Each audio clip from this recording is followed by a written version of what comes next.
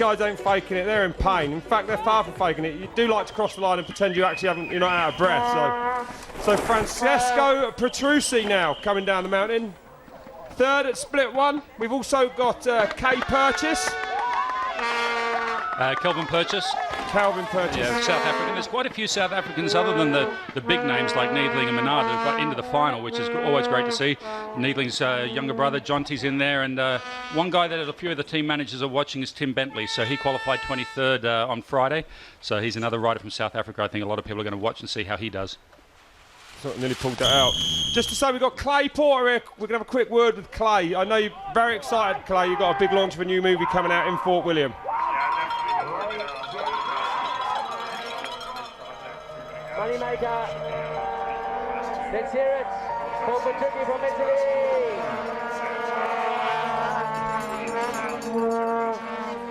You've got like access probably no one else can get to these top guys in the preparation, the build up to the races, the way they train, everything. And I saw some of the clips yesterday on your iPhone, particularly liking Mr. Fairclough's looking amazing there, riding with his friends. But you know, it's just a different take. It's a race movie, right? But it also shows a lot of other stuff. Yeah, definitely. You know that focus. Petrucci, 10 seconds.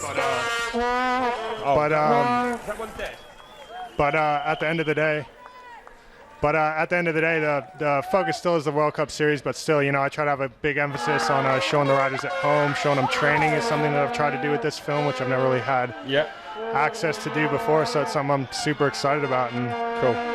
Well, we look forward to seeing it, and we're going to actually have the premiere at the next World Cup 5 weeks time in Fort William, and then you'll be able to buy it on iTunes and everywhere else. Yeah, iTunes and Blu-ray, DVD, kind of your standard DVD stuff, and then world premiere is June 2nd, Fort William. That's the Thursday night at 8:30, so it should be good. Well done, Clay. Well, thanks for coming in, mate, and talking about it. We're going to get back to the action. But everyone keep your eyes open for it. I've had a sneaky preview of it, and the action is absolutely amazing on it. It's kind of what we've been waiting for. It's not a race movie, it is, but it's got a lot of other stuff, big dirt jumping. You're going to love it. So keep your eyes peeled for that one. Thanks, Clay. Thank you. So across the line then in the third place, Calvin Purchase there with a 4:37.3. So the top five at the moment, Fraser McGlone for MTV Cup from Scotland there with a 4:34. Pombo in second, Purchase third, Petrucci in fourth, and Handstrom from Sweden there in fifth place.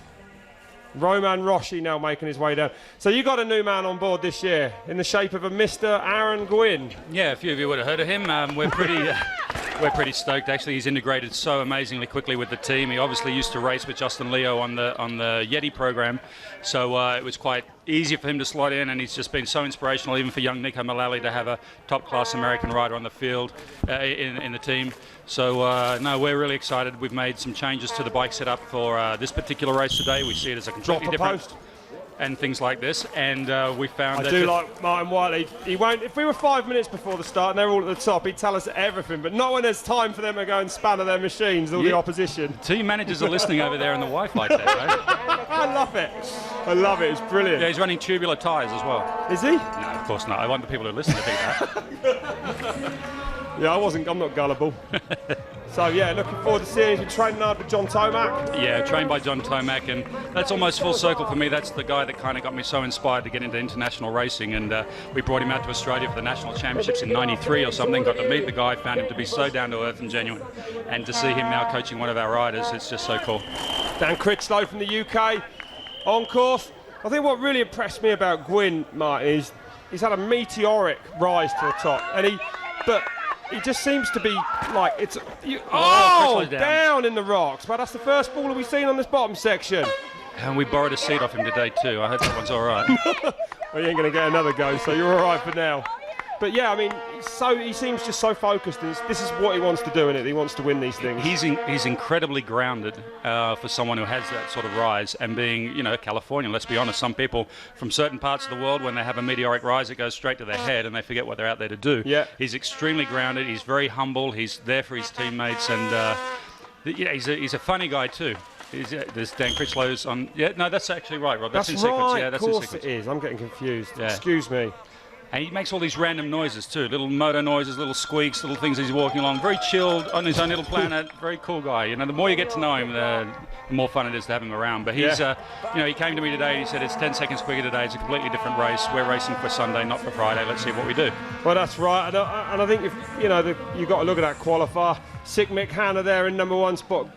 Greg in second. There are points on it, but I think on a course when it's this brutal physically, some people just can't bring themselves to go that hard until today. So you know what I mean? I don't know about holding stuff back. They've had 2 days to recover, but wow, man, it's going to be tough for them. Well, it was a weird one on Friday. It's the first time that all the big guys are together for the first time to see each other, where they're at, how their training's gone, and so I think some of them were out there to prove a point, saying I'm back and bigger than ever, and others were sort of saying, well, I don't need to show you everything just yet. No, that's right. We'll let the podium do the talking. So I think, like I say, very different race today to what we saw on Friday. Important points up for grabs. We know that the semi-finals are what decided the World Cup last year, so you can't take it for granted.